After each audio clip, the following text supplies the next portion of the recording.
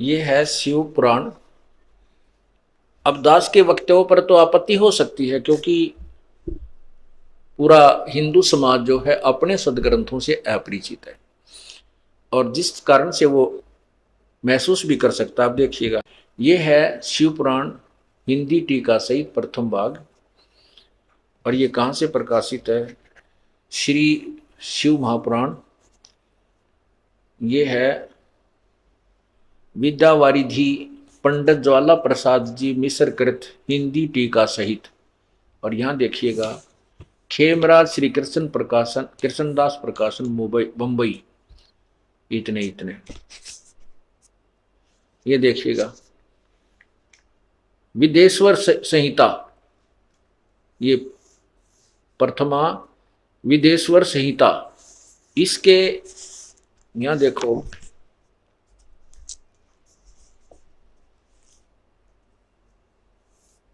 यहां लिखा है, ये देखिएगा इधर, ये छोटे कोड वर्षों में विदेश्वर संहिता प्रथम भाग अध्याय 9, और इसके पृष्ठ संख्या आप देखिए,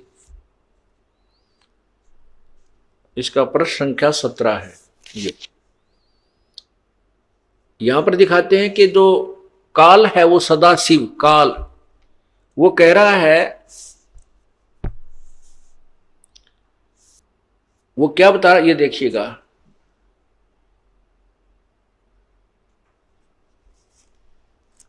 नंदीकेश्वर बोले, इस प्रकार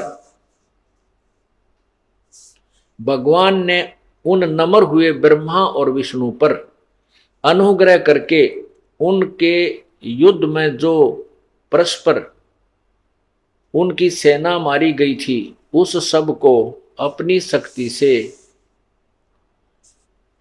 जीवाकर उठाया। नीचे देखो, उठाया,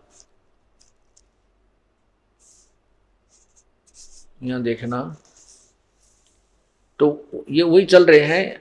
तो वो क्या कह रहा है, मेरे सकल और निष्कल भेद से दो स्वरूप हैं, और परंतु और ईश्वर नहीं, इस कारण उनके दो रूप नहीं हो सकते।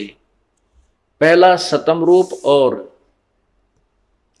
पीछे मूर्तिमान रूप धारण किया, इसमें ब्रह्म रूप निष्कल युकाल और ईश्वर रूप सगुण है। मेरे उकाल बोल रहा है सदाशिव, मेरे इन दोनों रूप, यह दोनों रूप सिद्ध हैं, दूसरे किसी के नहीं।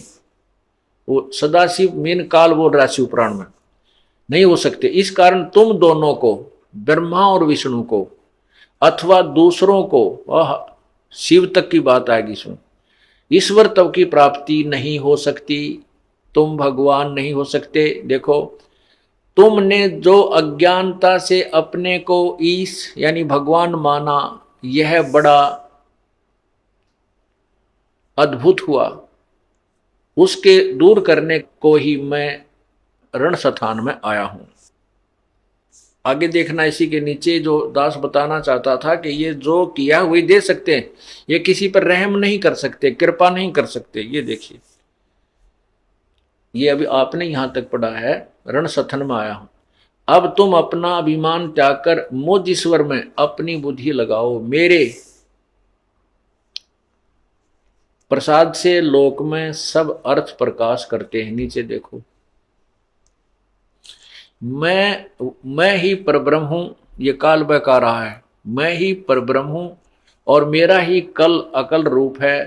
ब्रह्म होने से, अब देखो, ब्रह्म भी कहता अपने आप, ब्रह्म होने से मैं ईश्वर हूं, अनुग्रह अनुग्रह आदि ही मेरा कृत्य है। सर्वव्यापी होने से और जगत के वर्धक होने से मैं ब्रह्मा हूं। हे ब्रह्म के सब, यानी ये ब्रह्मा का भी रूप धारण करता है, विष्णु का भी धर करता है, ये भी स्पष्ट हो रहा। हे ब्रह्म केशव समतव और व्यापक होने से मैं आत्मा हूं। आगे देखो, और पूर्ण जीव आत्मा। अच्छा, नीचे देखो, यहां देखना, मेरे सिवा, यहां देख, नीचे चलो, मैं सबका ईश्वर हूं, यह मेरा है और ये सारा संसार मेरा, मेरे सिवा किसी दूसरे का नहीं। और प्रथम तो ब्रह्म तत्व ज्ञान के निमित्त निष्कल का प्रभाव हुआ है। हाँ, ये देखिए यहां पर, हे पुत्रो, ये काल के पुत्र हैं ब्रह्मा और विष्णु और शिव। ये देखना ध्यान से। हे पुत्रो, यह कृत्य यानी सतिथि, उत्पत्ति, सतिथि और संहार, यह कर्तव्य आपने तप से प्राप्त किया है। आप पर डले ढोकर ब्रह्मा और विष्णु शिव ने तप किए, तप के प्रतिफल में इनको को एक एक विभाग दे दिया, इनमें सिद्धियां पैदा की। पहले तो जैसे ब्रह्मा ने 1000 वर्ष तक तप किया, फिर 4 युग तक तप किया, विष्णु जी ने 12,000 वर्ष तक तप किया, विष्णु शिव जी ने 88,000 वर्ष तप किया। इन तप से राज्य मिलता है, तप से राज्य मिलता है। इनको फिर एक विभाग का मंत्री बना दिया और इनमें सिद्धियां भर दी। उन सिद्धियों से ये अपना काम करें, और जब इनकी सिद्धियां ये समाप्त हो जाएंगी, जैसे बैटरी डिस्चार्ज हो जाएगी, फिर ये जीव के जीव हो जाएंगे। जैसे वर्षा ऋतु में चींटियों का पंख लग जाते हैं, कई पंख चींटियां होती हैं जो बड़े काफी बड़ी होती है, लंबी आयु की हो जाती है, उनको ऑटोमेटिक पंख लग जाती हैं और वो अन्य चींटियों में सरदार बन जाती हैं, मुखिया बन बैठती हैं। वो उनको बड़ी प्रशंसा करती हैं, तो आकाश में उड़ जाती हैं। ओहो, ये तो बहुत पहुंची हुई है। और वो कहाँ जाती हैं? रात्रि के समय जब दीपक जलता है या लाइट जलती है तो उसके आसपास या तो जाकर उसमें गिर के मर जाती हैं। उन पंखों ने ले डुबोई हुए, वो पंखों के कारण ही वो ऊपर उड़ गई, और या फिर लाइट के चारों तरफ टक्कर मार मार के वो पंख रहित हो जाती हैं और फिर सवेरे वो चींटी की तरह रेंगती हुई मिलती है। ऐसे ही जो भी सिद्धियां प्राप्त करके ये ऋषि महर्षि कब आगे सिद्ध कब आए या कोई ये देव पद प्राप्त किए हुए हैं, ये इनकी जो पूर्व जन्म की जो की हुई साधना समाप्त हो जाएगी, ये आम जीव हो जाएंगे। 84 लाख योनिया में ब्रह्मा विष्णु महेश भी आएंगे। अब यहां ये कहता है काल कि हे पुत्रो, यह कृत्य आपने तप से प्राप्त किया है, जो कि सृष्टि की उत्पत्ति और पालन कहता है। सो मैंने प्रसन्न होकर तुम्हें, ये काल कहता, तुम्हें दिया है। और इसी प्रकार से दूसरे जो कृत्य रुद्र और महेश को प्रदान किए हैं। रुद्र और महेश, रुद्र अलग है, महेश अलग है, और शिव पुराण बोलने वाला जो इनको पुत्र कहता वो और अलग है, वो इनसे अलग भिन्न है। यानी ये काल जो ब्रह्म है, ये सदाशिव, महाशिव, महाब्रह्मा, महाविष्णु का रोल करता है। इसी कारण से इन पुराणों में, शिव पुराण में भी इसी ज्योति निरंजन की स्टेटमेंट है जो मैं आपको पढ़कर सुना रहा हूं। ये कह रहा है कि हे पुत्रो, ब्रह्मा और विष्णु, तुमने जो 2 विभाग प्राप्त किए हैं, ये तुमने तप किया, तप के बदले से मैंने प्रसन्न होकर तुम्हें दे दिए, और इसी प्रकार रुद्र और महेश को भी दिए हैं। इससे सिद्ध हो गया कि शिव प्राण बोलने वाला कोई अन्य इनसे सुप्रीम पावर है, ब्रह्मा विष्णु और महेश से। देखो नीचे, इसी प्रकार से दूसरे जो करते हैं, इसी प्रकार से दूसरे जो कृत्य हैं रुद्र और महेश को प्रदान किए हैं, और परंतु अनुग्रह करते कोई भी पाने को समर्थ नहीं है। ये देखो जो दास आपको कहना चाहता था, अनुग्रह, ये देखो यहां पर, परंतु अनुग्रह, अनुग्रह माने कृपा, रहम करते कोई भी पाने को समर्थ नहीं है। अब ब्रह्मा विष्णु महेश के पुजारी भी यदि उनके ऊपर कितना भयंकर आ गया, ये ब्रह्मा विष्णु महेश उस पर रहम नहीं कर सकते। इति सिद्धम मासा घटे न तिल बधे, वेद न लिखे जो लेख, सच्चा सतगुरु मेट कर ऊपर मार दे मेख। पुण्यात्मा, हमने अपने सदग्रंथों से ही पहले जो ये संत जन, डिसीजन, ब्राह्मण लोग, गुरुजी हमें बताया करते थे कि शिव पुराण से मैं कथा सुना रहा हूं, विष्णु पुराण की कथा सुना रहा हूं, देवी पुराण की कथा सुना रहा हूं, और उन कथाओं का जो वास्तविकता थी उनके निकट भी नहीं थे। वो हमारे जो गुरु थे, हमारे टीचर थे, जो धार्मिक गुरु थे, वो हम अपने सिलेबस से भी परिचित नहीं थे, वो अपने पाठ्यक्रम से परिचित नहीं थे। हमारे को विपरीत ज्ञान देकर चले गए। और हम इतने रंगे गए उस ज्ञान में, क्योंकि हम शास्त्रों को नहीं जानते थे, हमारे पूर्वज अशिक्षित थे और उनको संस्कृत का ज्ञान था, वो संस्कृत गणी बोला करते। और काशी विद्यापीठ पढ़कर जो आ जाता उसके तो वो कति कायल हो जाया करते, बड़ा महापुरुष है भाई, काशी पढ़कर है, विद्वान ब्राह्मण है। और वो जैसा भी बहक आ गया हमने उसको पक्की मान ली, सत्य मान लिया। और उसी का दुष्परिणाम आज पूरा समाज भोग रहा है। अब इस सत्य को बताते बताते हमने नू लगा है कि सुनने वाला मौखिक को तो मानना नहीं, आंखें देख कर भी कई दिन में समझ में आओगी, या हुई तो हुई कैसे।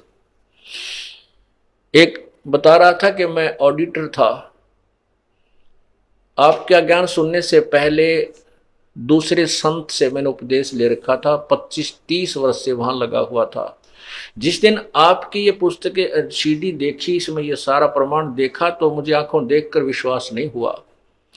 1-2 हजार रुपए की मैं बुक्स खरीद कर लाया, सारी देवी पुराण, शिव पुराण, और फिर वो आपके जो नंबर, पेज नंबर नोट करता रहा, वो मिलाए जब जो के त्यों पाए। मैं तो, मेरी तो सारा जो है बुद्धि वास होगी। अब कहाँ मरूं, कहाँ जाऊं, 40 साल 30 साल तो वहां खो दिए, उससे पहले हिंदू धर्म में खो दिए पहले, फिर वो दूसरा एक पंथ चल रहे नरेगे उनमें खो दिए। अब कहाँ जाऊं, उम्र भी 50-60 के करीब होगी है भगवान। आखिर में हार मानकर छोड़ दिया परमात्मा, या डोर तेरे हाथ में है, कितना ले जा, हमारी तो बुद्धि काम करना बंद करेगी। एकदम प्रेरणा हुई तो उसने अपनी बेटी से कहा, ये जयपुर की बात है, वो लड़की भी आई है, उसकी बेटी भी, वो भी अच्छी एजुकेटेड लड़की है। उससे कहा, बेटी देखिए सीडी आ रही है, ऐसे ऐसे इसमें संत बता रहा है। उस लड़की ने भी देखा तो उसने कहा, पिताजी जब ये सारे प्रमाण समक्ष हैं, फिर इसमें विचार करने की भी क्या आवश्यकता रहेगी। इसमें ना करना भी कहाँ और इसमें अग्रम मगरम भी कहाँ सोचेंगे। तो उस दिन कहते हम तो लेके यहाँ आ गए और अपना नाम लेकर चले गए। आप दृढ़ता से लगे हुए हैं, 4-5 वर्ष हो गए इनको। तो पुण्यात्माओं, अब सत्य को सत्य जचाने के लिए, समझाने के लिए, परमात्मा को परमात्मा ही सिद्ध करने के लिए इस दास को कितना प्रयत्न करना पड़ रहा है। और कितनी दुनिया की बूंदी अच्छी सुननी पड़ रही है, तो गंदा है, गुंडा है। क्योंकि जिन लोगों ने दुकान चला रखी, इन्हीं को भगवान बताकर, अब उनको तो भाई पेट में दर्द होएगा। अब उनका ज्ञान तो खत्म हो गया, कोई गुंजाइश नहीं उनके पास जो ज्ञान पर विवाद कर सके। जब जिनका ज्ञान खत्म हो जाता है तो फिर बकवादा करनी शुरू करते हैं, बदनाम करना शुरू किया है, वो गुंडा है, बदमाशी करता है, ताकि लोग वहां जाए नहीं उसके संत के पास, रामपाल के पास, और तुम्हारी अज्ञान की पोल ना खुल पावे। उनका उद्देश्य ये था। लेकिन वो तो बहुत पुराने जमाने की सोच थी कि जब अशिक्षित समाज था, तो सब शिक्षित समाज है और उससे ज्यादा बढ़कर परमात्मा के चरणों में लग रहा है।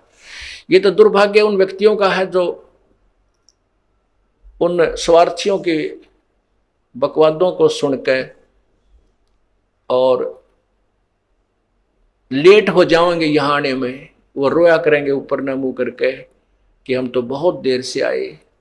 और कारण वो होगा कि वो बुराइयां सुनगी, अखबारों में भी ऐसी बेहूदी बातें छाप डाली है, तेरा गजब हो, जिसका सर न पैर कहीं पर। यही उद्देश्य है कि सत्य को सत्य सिद्ध करने के लिए भी बहुत से ढेर सारे प्रयत्न प्रमाण देने पड़ते हैं। एक पॉइंट को क्लियर करने के लिए, एक कंसेप्ट को क्लियर करने के लिए 6 प्रमाण दिए जाते हैं। जब जाके विश्वास होता है सामने बैठे व्यक्ति को जिसने गलत ज्ञान सुन रखा है,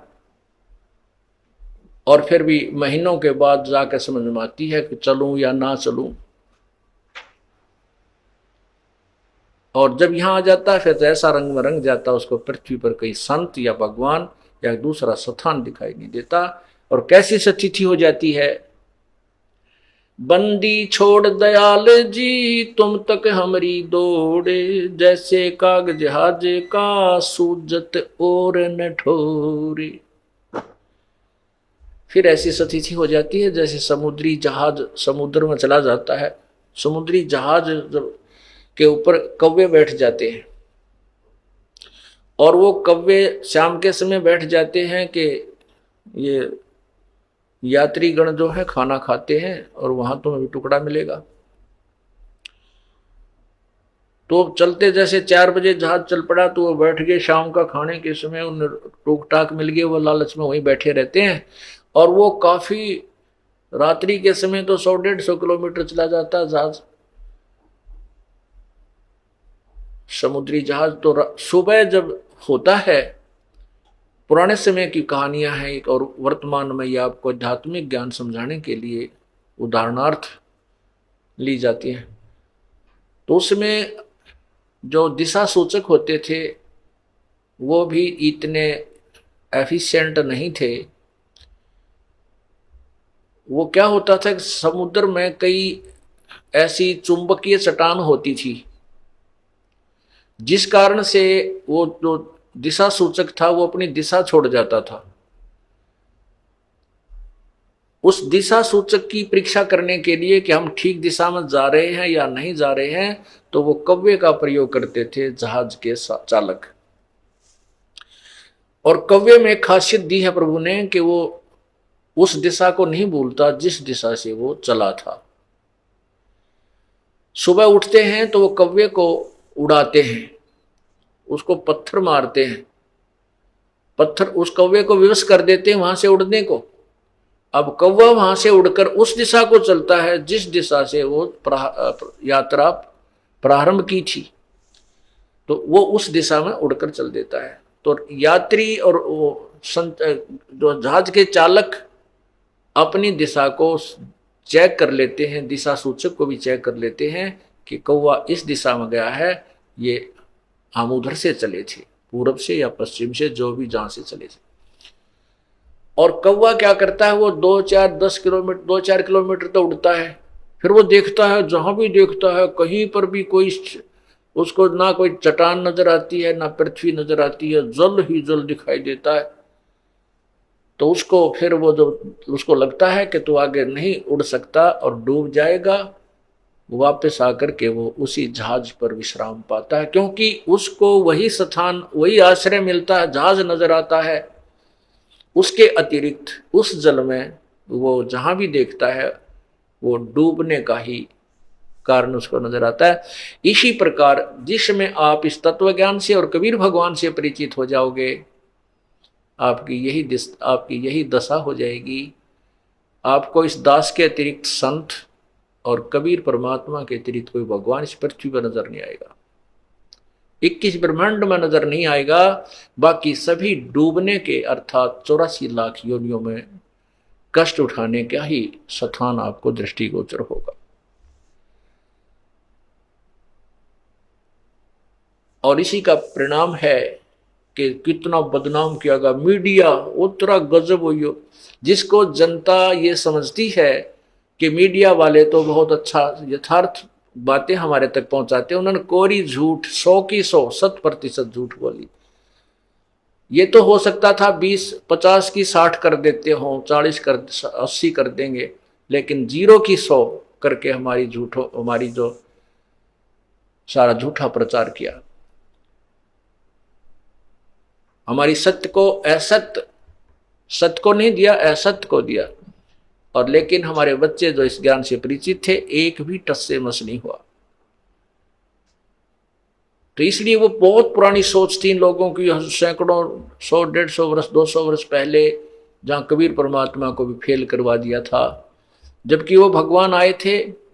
और जो अब वर्तमान में आपके साथ जो लीलाएं मालिक कर रहे हैं, आपको सुख दे रहे हैं, इससे तो और ज्यादा सुख दिए गए थे। 64 लाख शिष्य हुए थे परमात्मा के, लेकिन हमें अक्षर ज्ञान नहीं था।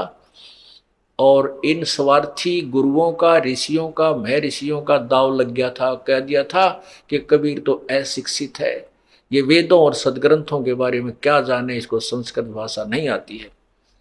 तो ये मान लेना स्वाभाविक था कि सचमुच सभी सदग्रंथ संस्कृत में अंकित हैं, और ये जो वक्ता है ये संस्कृत का विद्वान है, इसलिए शास्त्रों को तो यही सही समझ सकता है।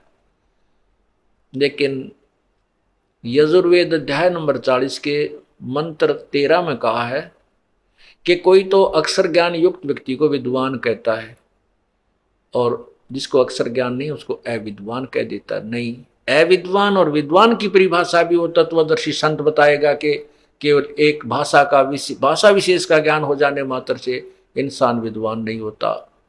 विद्वान भी वही परमात्मा है। जैसे यजुर्वेद अध्याय नंबर 40 के मंत्र 8 में कहा है कबीर मनीषी, वो कबीर विद्वान, कबीर विद्वान, मनीषी माने विद्वान, सर्वज्ञ, वो कबीर सर्वज्ञ, कबीर विद्वान। और वो जब अपने उसका जो शरीर है अकायम,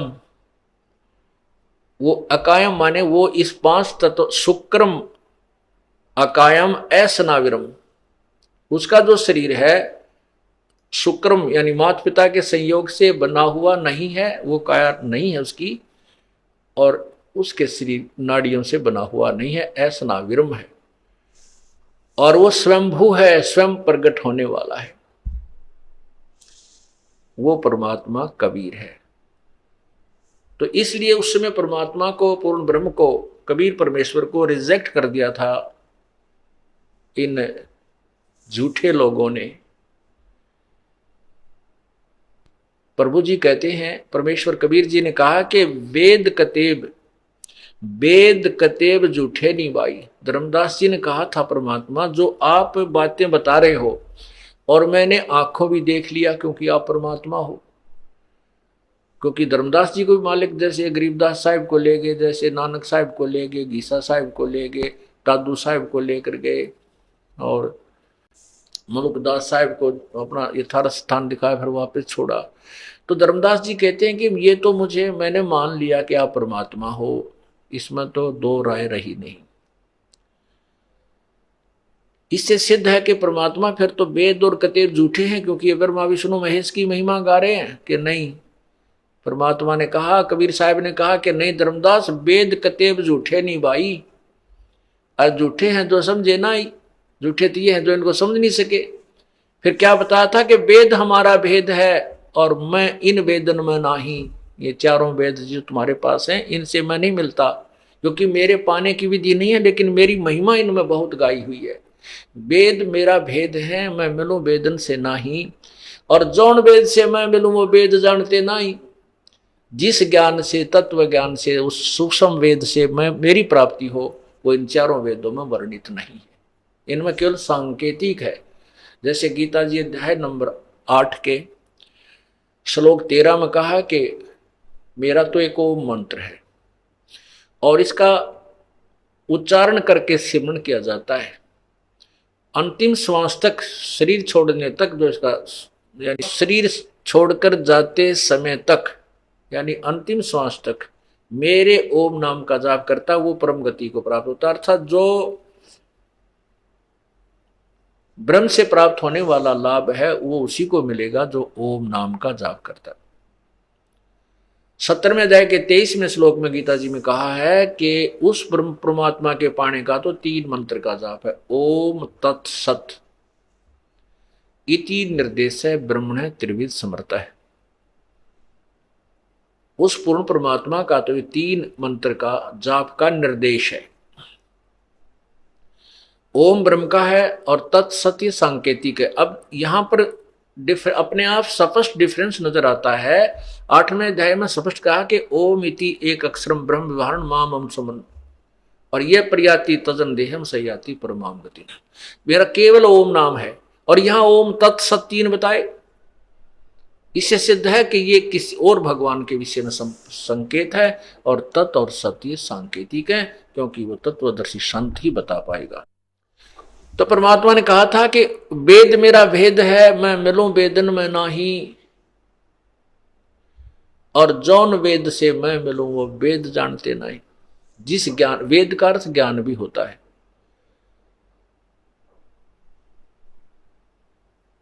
जैसे गीता जी अध्याय नंबर 15 के प्रथम मंत्र में लिखा है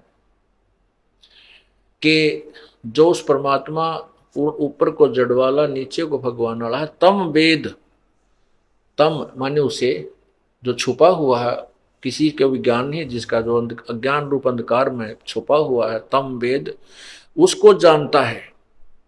इस सृष्टि रचना के विषय का जो ज्ञान है, तम वेद माने उसको जानता है, उस ज्ञान के बारे में परिचित है। स वेदवित, इसी में दो वेद हैं।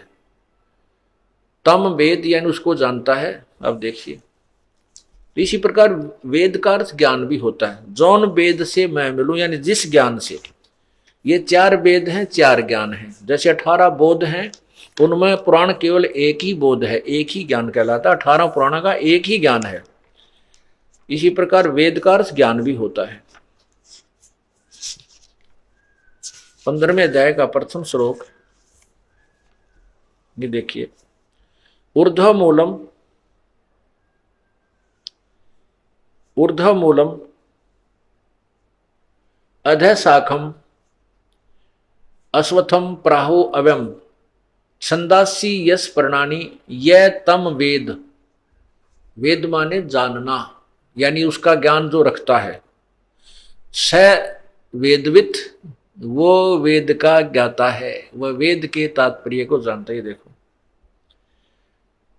वह यह जो तम माने उसे, वेद माने जानता है, ये उसका ज्ञान रखता है। स वेदवित, वह वेद के तात्पर्य को जानने वाला, यानी वो वेद का पूर्ण तत्वदर्शी संत है, वो पूर्ण रूप से सब वेदों का जानकार है। तो यहां परमात्मा कहते हैं कि जौन वेद से मैं मिलूं उसको वेद जानते ना। यानी ये जो जिन वेद को तुम 4 वेद मानते हो, उस वेद को, उस ज्ञान को, जौन वेद से मैं मिलूं, जिस ज्ञान से मैं मिलूं, उसको ये 4 वेद जानते नहीं। अर्थात वेद हमारा भेद है, मेरी जानकारी दे रहा है। और मैं इन वेदन में ना, अर्थात मैं मिलूं वेदन से ना, और जौन वेद से मैं मिलूं वो वेद जानते ना। अब हम फिर वहीं आते हैं। अब वो समय नहीं रहा कि ये लोग हमें विचलित कर देंगे, ज्ञान में तो कर नहीं सकते, और बाकी जो बकवाद हैं वो सदा से होती आई रही। परमात्मा के साथ भी कबीर जी आए थे, उनकी लीलाएं आप पढ़ लो, उनके साथ जो बदतमीजियां और जितने भी इन स्वार्थी लोगों ने अत्याचार किए थे, आपका कलेजा मुंह को आ जाए। लेकिन अब इनकी दाल नहीं गलेगी, क्योंकि शिक्षित समाज है, और ये पूरी पृथ्वी पर यह परमात्मा का एक ज्ञान होगा। आप देख रहे हो समाज में कैसी आग लगी हुई है।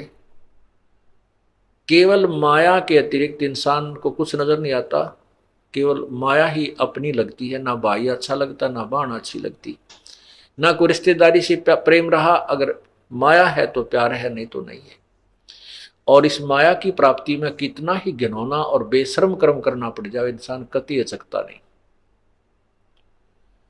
हाहाकार मची हुई है और बहुत बुरा हाल इस जीव का हो चुका है।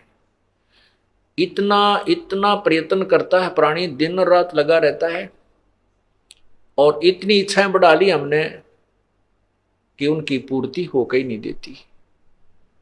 और इसी में हम उलझ पुलझ कर मर जाते हैं। अब क्या होगा कि जैसे हम परमात्मा से सुना करते थे, भगवान हमें अंधे को आंख देता है, भाई रोगी को स्वस्थ कर देता है, निर्धन को धन देता है, परमात्मा चाहे तो पता नहीं क्या कर देता है, रंग को राजा बना देता है और घर में बरकत देता है। इसलिए हम परमात्मा की खोज किया करते थे, और परमात्मा के विषय में कहा करते थे भी भगवान पता नहीं किस रूप में आ जावे। किसी साधु संत के साथ नहीं अड़ना चाहिए, उनके साथ खींचातानी नहीं करनी चाहिए, बदतमीजी नहीं करनी चाहिए, और विनम्रता से बात करनी चाहिए। ना जाने परमात्मा किस वेशभूषा में आ सकता है। और संत, भगवान का स्रोत संत ही माना जाता है। परमात्मा से लाभ लेने के लिए संत ही की तलाश करते हैं, और ये सत्य है। तो इसलिए हम घूमा करते थे परमात्मा से राहत लेने के लिए साधना भी करते थे, अपने जंतर मंत्र जिसे अपने परंपरागत थे वो भी करते थे, सब पूजाएं भी करते हैं, लेकिन वो शास्त्र विरुद्ध है। जैसे गीता जी अध्याय नंबर 16 के मंत्र 23 में कहा कि शास्त्र विधि को त्याग कर जो मनमाना आचरण पूजा करता है उसको ना तो कोई गति होती है, ना कोई सिद्धि होती है, ना कोई सुख प्राप्त होता है, अर्थात व्यर्थ है। तो वो साधना जो शास्त्र विरुद्ध करके हम जो नास्तिक बन गए, क्योंकि जो भगवान से राहत मिलना की हम आशा करते थे वो नहीं मिली, तो फिर नास्तिक हो गए। गम भुराने के लिए तो शराब पीने लगे, धनवान बनने के लिए मिलावट या चोरी ठगी डाका रिश्वत लेने लगे, जबकि इन तरीकों से कोई भी धनी नहीं बन सकता और शराब पीने से गम नहीं भुला सकता। दो, एक तो दूना टोटा हो, शराब पीवे पैसे खर्च हो और पशु की तरह बदतमीज हो जाता है, और नशा उतरते हैं, फिर वह गम वो जो का तू जो टेंशन न्यो की न पावे, तो वो टेंशन तो खत्म होगी परमात्मा से। परमात्मा उस जिस कारण से वह टेंशन बनी है उसी काम को सेट करेगा, फिर वह टेंशन खत्म होगी। तो परमानेंट इलाज तो ये है उसका। तो वो परमात्मा से ना तो टेंशन खत्म हुई, ना धनवान बने, ना घर में बरकत हुई जो पूजाएं करते थे, तो उनको फिर रिजेक्ट कर दिया, नास्तिक बन गए। फिर काल ने अपने दूत भेज दिए कि नहीं, हिंदू धर्म के अंदर और 20 पंथ चलवा दिए। तो हमने सोचा भी ये जो साधना हम कर रहे थे इससे तो कुछ मिला नहीं, शायद ये संत जो बता रहा इसी से कुछ लाभ मिले। तो फिर वहां भेड़ वाली चाल वहां शुरू होगी। वहां विवेक से नहीं गया कोई भी, विवेक से तो अब इस दास के पास आएगा जो दूसरे पंथों के पास चले गए हैं, वो विवेक से आएंगे और विवेक से ही आए हैं। अब वो यहां से डगमग नहीं हो सकते थे सारे, जिसने भगवान चाहिए, और जो विवेक नहीं रखता वो तो यहाँ आएगा नहीं, आ गया तो फिर थोड़े दिन में खिसक जाएगा। वैसे किसी के कहने से भी आ जाता है तो वो नहीं रुक सका, क्योंकि उसको भ्रमित करने वालों की गिनती नहीं, और तत्व ज्ञान बताने वाला केवल एक दास ही है इस पृथ्वी पर वर्तमान के। तो वो निरे पंथ चलवा दिए काल ने, इसलिए चलवा दिए कि जब, क्योंकि परमात्मा ने कहा था कि कलयुग में, काल ने कहा था भगवान को कि आप अब 3 युगों में जीव थोड़े ले जाना वापस। और एक प्रार्थना और वचनबद्ध किया था भगवान ने, भगवान को काल ने, कि आप ज्ञान से अपना बना के ले जा सकते हो। आप अपना ज्ञान देना, मैं अपना अज्ञान दूंगा। आपके ज्ञान को समझेगा, आपका हो जाएगा, मेरे अज्ञान को समझेगा, मेरे ज्ञान को समझेगा, मेरे पर आश्रित रहेगा, वो मेरा होगा। आप मेरे उनके साथ, यानी बलात् मत ले जाना, जबरदस्ती ना ले जाना मेरे यहां से। परमात्मा ने ये कहा था कि परमात्मा को वचनबद्ध करके काल ने यह भी कहा था कि भगवान आप अपना ज्ञान से अपना बनाना, जो मेरे ज्ञान को माने, मेरे कालम जाल में रहे, और आपके ज्ञान को स्वीकार करे, वो आपका हो जाएगा। इसी प्रकार काल ने क्या कहा, जब सारे वचन ले लिए परमात्मा से कि ठीक है भाई, 3 युगों में जीव कम ले जाऊंगा मैं वापस, और चौथा युग जब कलयुग आएगा तब मैं अपना हंस भेजूंगा, जो और मैं आऊंगा खुद, फिर आएंगे हम।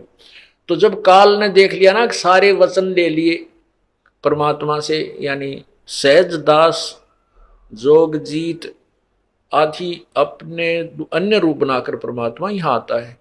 तो काल ने जब परमात्मा सहजदास रूप में, जोगजीत रूप में आए, उनसे वार्ता की और कहा कि मैं तो आपको भगवान ही समझता हूँ, पिताजी समझता हूँ, क्योंकि आप मेरे बड़े भाई हो, और मुझे आप वचन दे दो, क्योंकि आप परमात्मा की जो है ना शक्ति लेकर आए हो। जब देखा कि सब वचनबद्ध कर लिया सहजदास को, अर्थात परमात्मा को, कबीर भगवान को, जो सहजदास अपने पुत्र के रूप में आए थे, तो क्या क्या वचनबद्ध किया था कि 3 युगों में जीव कम ले जाना वापस, और चौथा युग जब कलयुग आवे तब तो शरण जीव बहु जावे। ऐसा वचन हरमोय दीजिए तब तुम संसार गवन ही कीजिए, तब नीचे को जाना, मुझे ऐसे ऐसे वचन दे जाना। जब उसको पता हो लिया ना कि सारी बात मान ली, भाई 3 युगों में जीव में कम ले जाऊंगा और जोर जबरदस्ती हम नहीं करेंगे, जो तेरी बात को मानेगा तेरा, हमारे ज्ञान को मानेगा हमारा होगा, इस तरह की। तब काल ने कहा था बेशक जा जोग जीत नीचे, जब तू कलयुग में आएगा, कलयुग में तुम्हारा कोई हंस आएगा, तुम भेजोगे सतलोक तय, उस समय तक तो कलयुग में इन प्राणियों को मैं भक्ति योग्य छोड़ूंगा ही नहीं,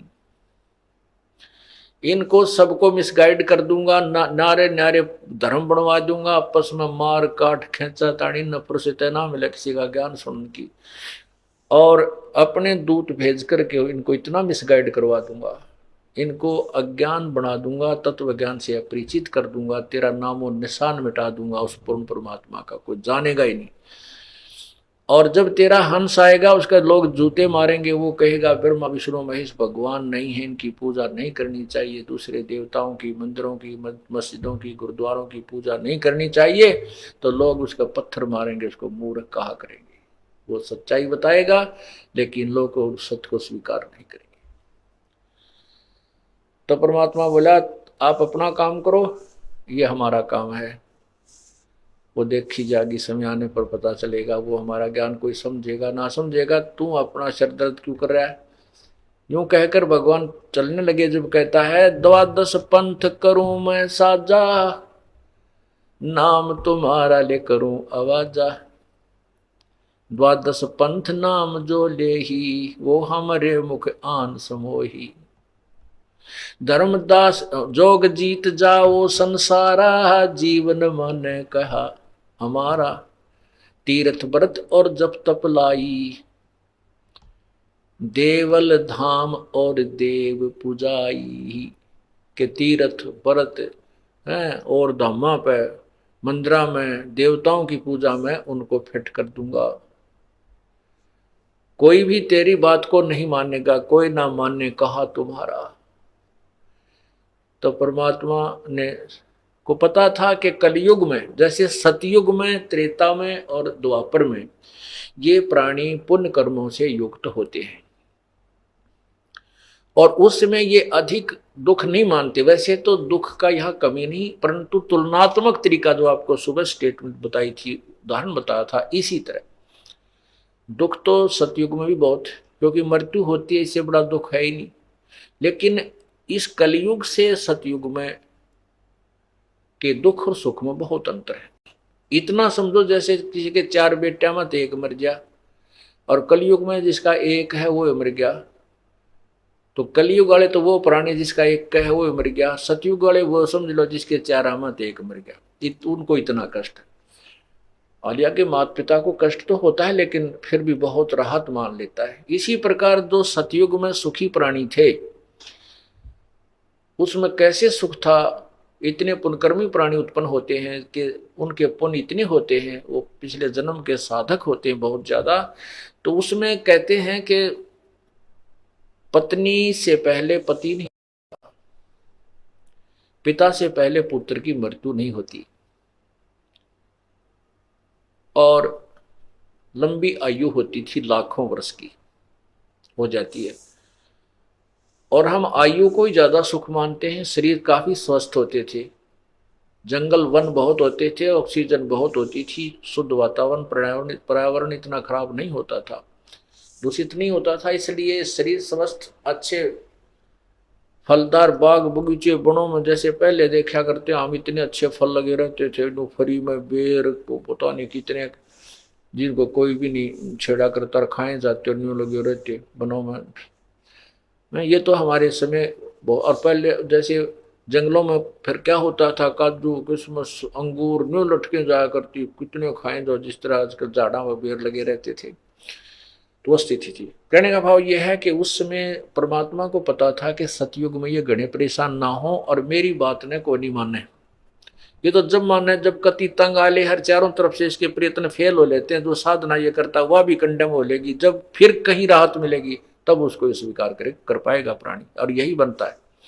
सतयुग में वो साधना करते थे वो मानते थे कि हम जो पूजा करें इससे हमें सुख हो रहा है, लेकिन वो थी पूर्व जन्म की कमाई। इसलिए परमात्मा की यथार्थ ज्ञान को स्वीकार ना करके उन भ्रमित ऋषियों और महर्षियों के ही ज्ञान पर आधारित रहे।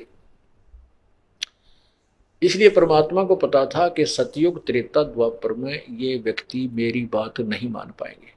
अब कलयुग में क्या होगा कि वो उन प्राणियों का जन्म होगा जिनकी पुनर्जन्म की कोई अच्छी कमाई नहीं है। इसमें दुख ज्यादा है और पुण्य कम है। अब जब तक पुण्य चलते हैं तो ये सोचता है कि जो साधना मैं कर रहा था, ये कर रहा हूं, इससे मुझे सुख है। लड़का हो गया, लड़की होगी, भाई सर्विस लग गई, या कोई प्लाट बढ़िया कोठी मिल गई, कि तक एक्सीडेंट में बचाव हो गया, तो यूं सोचते हैं कि इसी से हो गया जो मैं पूजाएं वर्तमान में कर रहा हूं। और फिर शुरू होता पाप कर्मों का दौर।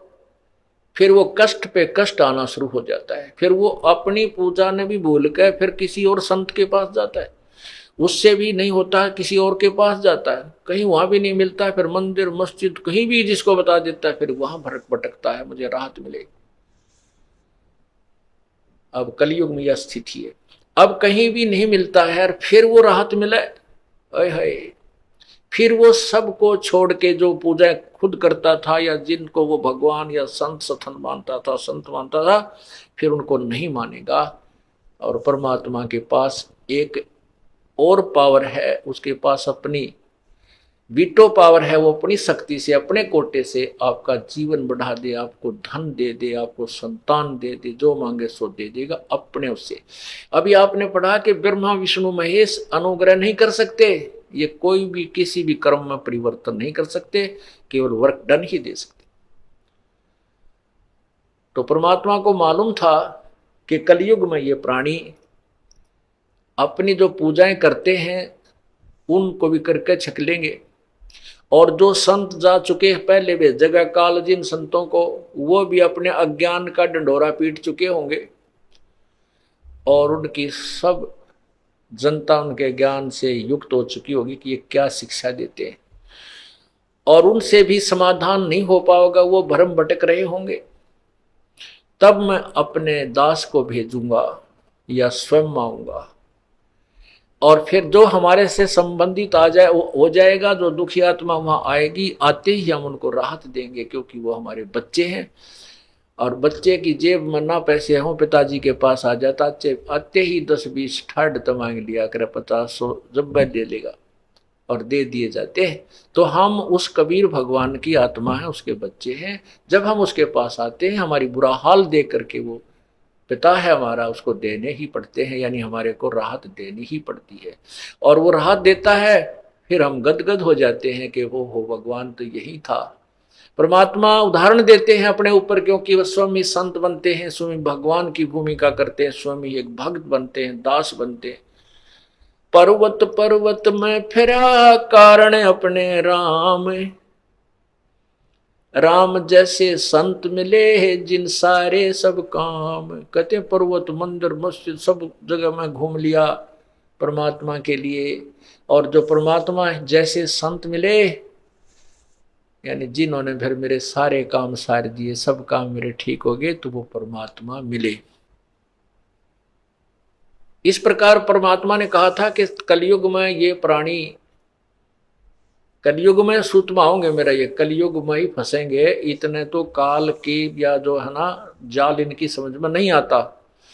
अब भी जो सुखी हैं, अच्छी पोस्ट है या किसी का अच्छा धन है, कार कोठी फैक्ट्रियां का डूंडा उठ रहा है, वो न सोचा ठीक है मैं जो भी अपनी आरती करते हैं या किसी मंदिर में जाते हैं या मस्जिद में जाते हैं, गुरुद्वारे में जाते हैं, इन्हीं से हमें मौज हो रही है। नहीं, पिछले जन्म की मलाई खा रहा है और आगे तैयारी नहीं की। ये तो पिछली बैटरी चार्ज है, तब तक चलेगी, जिस दिन ये एकदम समाप्त होगी, डिस्चार्ज हो जाएगी, तो सभी सुविधाएं बंद हो जाएंगी। परमात्मा बंदी छोड़ कबीर परमेश्वर जी हमारे मालिक हैं सभी आत्माओं के, चाहे वह चींटी बनी है, चाहे कोई हाथी बना है, शेर बना है, रंक है या राजा है। और हम काल के जाल में फंस गए। परमात्मा ने कहा था जब हम वहां से चलने लगे काल के साथ में, कहा था तुम जा रहे हो और सब इच्छा से जा रहे हो, वापस भी तुम सब इच्छा से ही आ सकोगे। वापस जब आओगे यहां सब इच्छा से ही आओ। आपकी जैसे अब प्रबल इच्छा इस काल के साथ जाने में लगी हुई है, बनी है, ऐसी इच्छा तुम्हारी वहां से वापस आने की बनेगी, तब तुम्हें लेकर आऊंगा।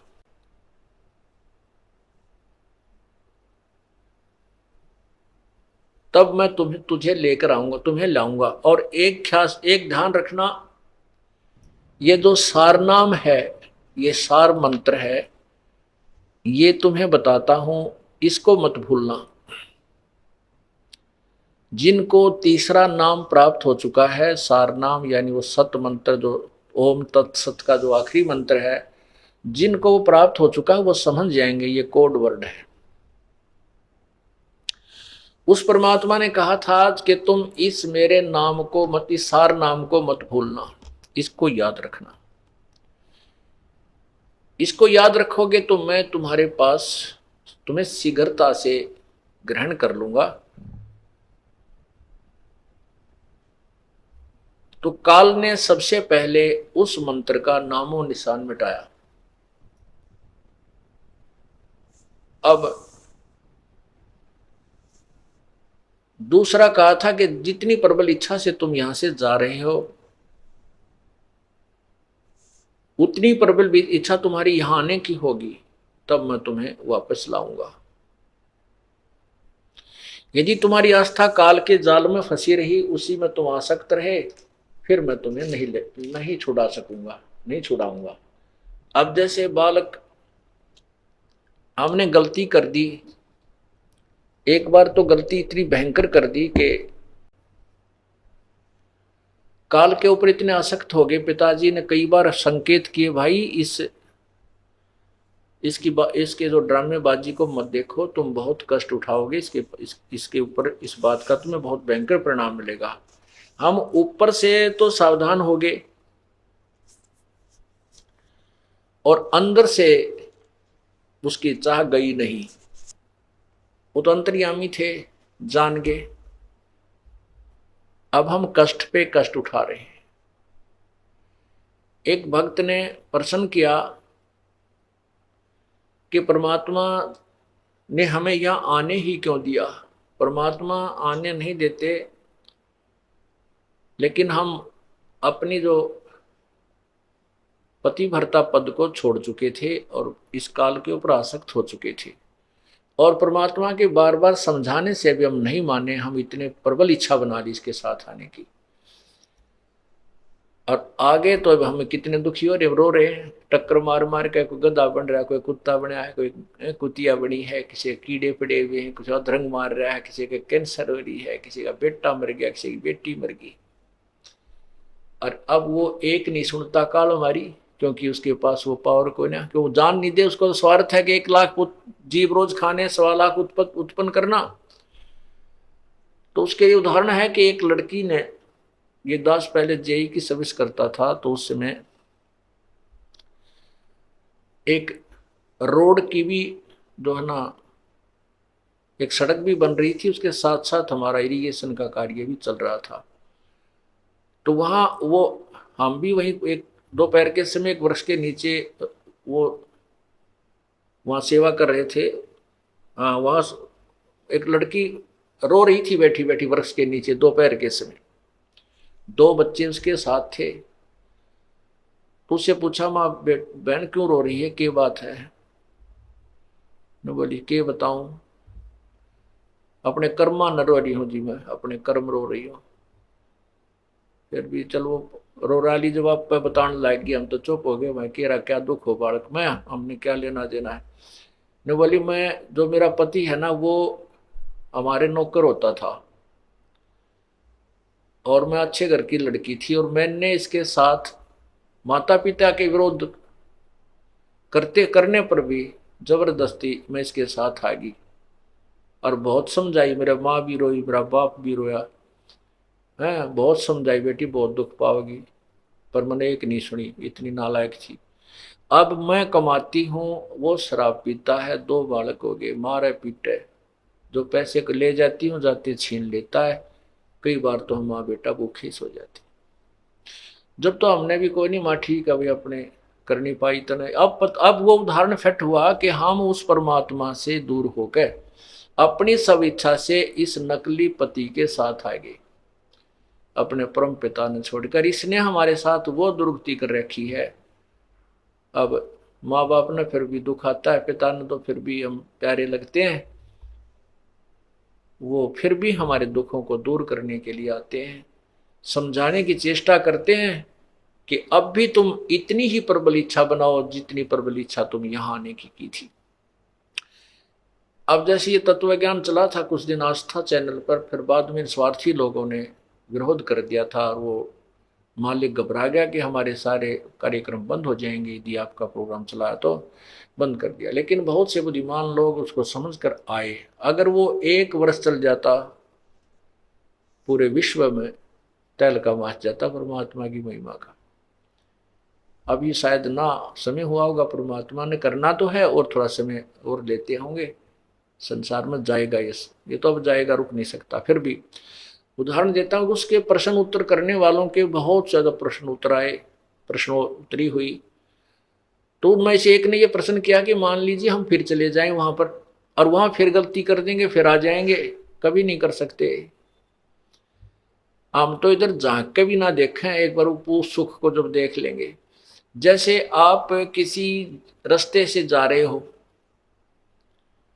और वो कुमार्ग पर चले गए, आप गलत रास्ते पर, और वहां पर आपको डाकू मिल गए, ठग मिल गए, बदमाश मिल गए, आप लूट भी लिए, आपके जेवरात भी तोड़ लिए, मारपीट भी कर दी, सारा छीन लिया, और आप जान बचा के वापस आ जाओ किसी कारण, और फिर आप उस रास्ते जा सकते हो? सपने में भी नहीं जाओगे। हम यहाँ लौट कर पिट कर वापस जावांगे तो यहाँ मुंह भी करके ना सोएं, और हम औरों को भी सतर्क करेंगे तो और भी नहीं मार खाएंगे। इसी प्रकार हमने सब इच्छा से यहाँ से जाएंगे, और इतनी प्रबल इच्छा हो और इस काल के अंदर हमारी आस्था ना होगी तो परमात्मा हमें यहाँ से इस काल की कैद से छुटवाएगा, नहीं तो नहीं छुटवाएगा। कैसे? जब सीता जी को रावण ने अपनी कैद में बंद कर रखा था,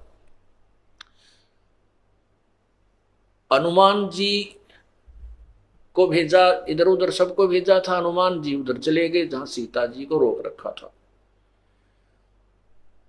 अब हनुमान जी सीता जी की खबर लेकर वापस आ गए। श्री रामचंद्र जी को पता भी चल गया कि सीता जी रावण की कैद में बंद है। अब प्रश्न उठता है कि सीता को वहां से रावण की कैद से छुटाना कोई बालकों का खेल नहीं है। वो तो स्वयं भी योद्धा है, बहुत उसके पास बलशाली भाई हैं, पुत्र हैं, बड़े बड़े दोहना उसके योद्धा, बड़ी सेना है उसके पास। तो उसके लिए कुछ करना है तो बहुत कुछ करना पड़ेगा, सेना भी विस्तृत करनी पड़ेगी, ऊपर से जो भी हमने बहुत युद्ध भी करना पड़ेगा, बहुत सी सेना भी मरेगी। तो उसके लिए रामचंद्र जी ने सबसे पहले यही जानना चाहा कि सीता जी यदि रावण की हो चुकी है फिर तो हम नहीं, उसकी आस्था वहां हो चुकी है, रम गई है उसमें, तो हम नहीं छुटवाएंगे और ना ही सेना लेकर जाएंगे, ना युद्ध करेंगे, हम नहीं लाएंगे। और यदि वो उसकी वास्ता वहां है नहीं और हमारे हमें चाह रही है तो हम फिर उसको अवश्य छुटवाएंगे। इसलिए घुमा फिराकर हनुमान जी से प्रश्नोत्तरी होती है। आदरणीय गरीबदास साहब जी ने अपने अमृतवाणी में उसके बताया है। रामचंद्र जी कहते हैं, अरे बंचर क्या खबरां कपी लाए। अब क्या पूछता है रामचंद्र जी घुमा फिराकर, जैसे घुमा फिराकर पूछता है, कहते हैं अरे बंचर क्या खबरां कपी लाए, कपी बंदर कहो सीता की बात बिथा सब क्या क्या भोजन पाए। कैसी प्रीत करी तुम सेती व्यंजन कहां जमाए, और कहो हनुमंत संत जन मेरे भूखे रहे अकधाए। कैसा बदन विनोद सती का, और बुझो हो मन लाए, बुझत हो मन लाए, और क्या पौनिक पटंबर पहरे, हार डोर गल छाए। कहा सिंगार उचार करत है, रावण सिज्जा जाए, और सुरमा सिल्की सिज्जा पैठी, ना तुम बदन छिपाए। आए है। अब क्या क्या पूछा हनुमान, श्री रामचंद्र जी ने हनुमान जी से क्या क्या प्रश्न किए कि हे मेरे प्यारे संत जन, मुझे बताइए आपने कैसे कैसे भोजन खाए, और तेरे साथ सीता जी ने कैसा व्यवहार किया, वो तुझे कहाँ भोजन खिलाकर लाई, वो कोई हार श्रृंगार किए हुए थी, उसने सुरमा सिल्क यानी कोई हार श्रृंगार कर रखा था, सुरमा शर्मा डाल रखा था, और वो रावण के पास जाती थी या नहीं, मतलब इस तरह की घुमा सुमा कर बातें की कि तू कहाँ भोजन खा के आया। अब वो तो बताना ही होता है, मान लिया भाई मैं उड़ गया था, सीता मैंने वहां ले गई थी, रावण के घर में ले गई थी, बढ़िया खाना खिलाया था, तो सारा बताना पड़ता। तो क्या कहता है, बोले पवनी यानी पवन पुत्र, हनुमान जी कहने लगे, बोले पवनी होए सो होनी, सुन हो रघुपति राय, सीता सती अति अति आतुर, आंसू पात चल जाए। हनुमान जी कहते हैं, सुन हो रघुपति, जो होनी हो वह तो होगी, बिचारी गेला वो तो क्या हो, परंतु सीता जी जो है अति सती ज्यों की त्यों है, और उसकी तो आंखों में आंसू चल रहे थे, वो किसके हार श्रृंगार करे थी, और ढूंढत फिरा लंक चहूं और 9 लाख बाग छिपाए।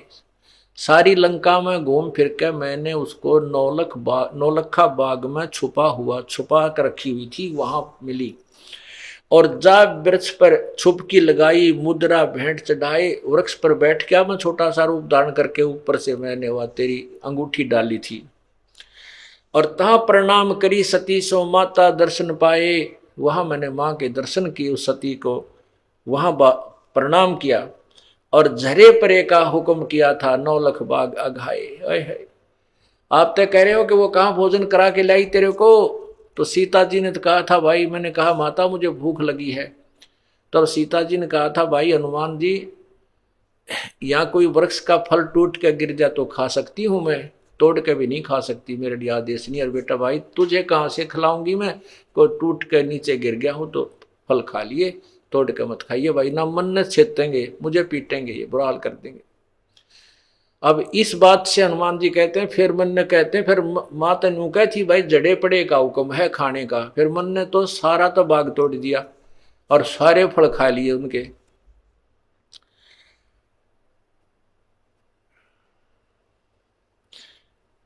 जरे परे का हुक्म किया था, 9 लाख बाग अघाए, नाजुक बदन नाम तुम्हारे पर जैसी माता जाए, कि वो तो आपके नाम पर ज्यों की तो आधारित है, आपके ऊपर उस वो आज ऐसी है जैसे जैसी माता जाए, अर्थात तो वो सती है, रावण से उसने कोई संबंध स्थापित नहीं किया।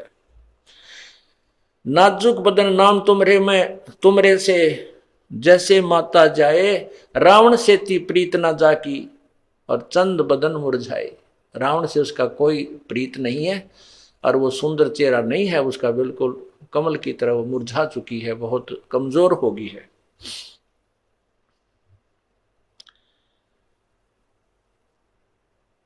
पलंग समेट पद्म आसन से पौना गगन चढ़ाए, त्रिकुटी संजम ध्यान ताश का सूरज कमल उगाए, हार डोर नहीं पाठ पटंबर सीता मन मुरझाए, अगर मालवे मूर सूरत गरीब दास पद गाए।